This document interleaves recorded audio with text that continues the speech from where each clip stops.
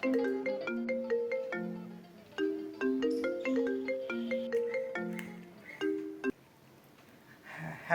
Good morning sir. Is it a morning now? ঘড়িতে দেখো কটা বাজে। সরি স্যার, অ্যাকচুয়ালি আমি একটু মানে Where is the presentation, Shakko? Presentation. Oh, what presentation sir? Oh oh sorry sir, I will give you by tomorrow. For God's sakes, একটা কাজ অন্তত যদি ঠিক করে করতে। The client wants a presentation today, আর তুমি বলছো? স্যার স্যার অ্যাকচুয়ালি আমি একটু বিজি ছিলাম স্যার, শরীরটা খুব একটা ভালো নেই, তো তাই জন্য আমি কালকে দিয়ে দেবো। No, no, no, no, no. অনেক সুযোগ দিয়েছে তোমায়, অনেক চান্স দিয়েছে, and that's it. You are fired, damn it.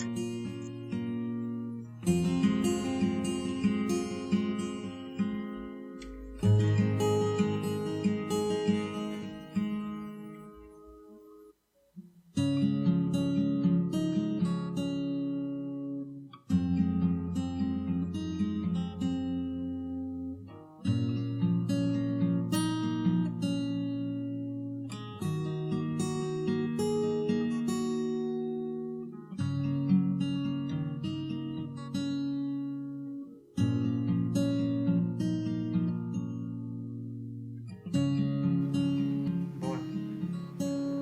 Good morning. কার সাথে ছিলিস? বস। ও, আমি ভাবলাম আমি জানি তুই কি ভাবছিলিস, কিন্তু আমি সত্যি সায়নীর সাথে ছিলাম না। ঠাকুর ঘরে কে, আমি তো কলা খাইনি। এনিওয়ে, তুই কি করবি, মানে তুই কার সাথে কথা বলবি সেটা তোর ব্যাপার। আমি এটা জানাতে কল করলাম, আই ক্যান্ট কন্টিনিউ দিস। মানে কি বলতে চাইছিস বলতো? মানে এটাই, আমি রিলেশনে আর থাকতে পারছি না। লিসেন রাই, সায়নী আমার শুধু ভালো বন্ধু, এটা তুই খুব ভালো করে জানিস, অনেকবার তোকে বলেছি। তারপরেও এই ব্যাপারটাকে নিয়ে এত বাড়াবাড়ি কেন করছিস আমি বুঝতে পারছি না। না না, আমার শায়নিকে নিয়ে কোনো সমস্যা নেই, আবার সমস্যা তোকে নিয়ে। ইউ নো, কিছু পাবলিক আছে যারা নিজেদের ডিপ্রেশন অন্যের ঘাড়ে চাপিয়ে খুব আনন্দ পায়, and you one of them. মাঝে মাঝে তোর সাথে থাকলে নিজেকে ফ্রাস্ট্রেটেড ফিল হয়। তোর এত ডিপ্রেশন আমি আর পারছি না নিতে।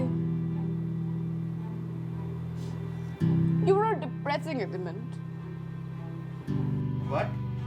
I'm a depressing element for you. Absolutely.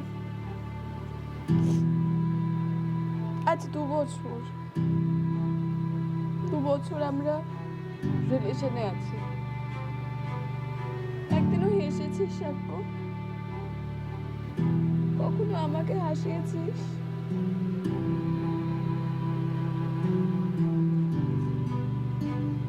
তোর গল্প মানে তো গাদা গাদা ডিপ্রেশন, রোম্যান্টিসিজম তো ছেড়েই দিলাম। ভগবান তোর মধ্যে বিন্দু মাত্র সার্কাজম, হাসি দেয়নি, দিয়েছে কেবল ডিপ্রেশন। কিন্তু আমি আর নিতে পারছি না। সো এরপর থেকে আমাকে আর কল করবি না।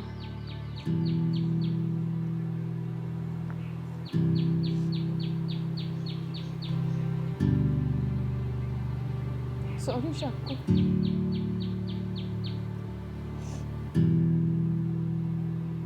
Sofa, sorry. Hello, hello.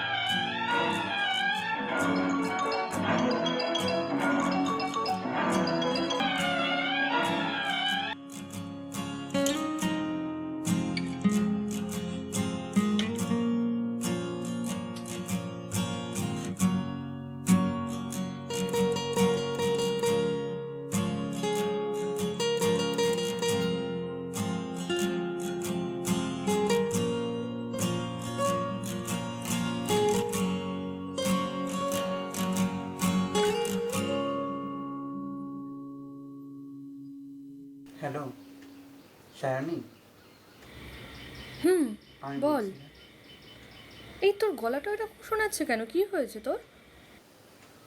প্রচণ্ড ডিপ্রেস লাগছিল, কিছু ভালো লাগছে না জানিস। হ্যাঁ? একটু হাসতে চাই। অনেক চেষ্টা করলাম, বই পড়লাম, হাসির সিনেমা দেখলাম, কোনো লাভ হলো না। হুম।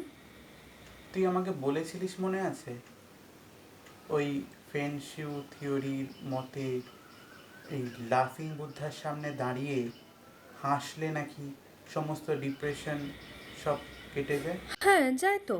তবে ওটার একটা নিয়ম আছে। মানে তোর ঘরের নর্থে মাটি থেকে 3 ফিট ওপরে লাফিং বুদ্ধার মূর্তি প্লেস করতে হবে। তারপর ওর সামনে দাঁড়িয়ে তোকে হাসতে হবে। দেখবি অনেকটা হালকা লাগবে। চাইনিজ ফেন্সিউ থিওরি এটা। কিন্তু যদি ঘরের নর্থে টয়লেট বা বেডরুম হয় তবে লাফিং বুদ্ধা রাখা যাবে না।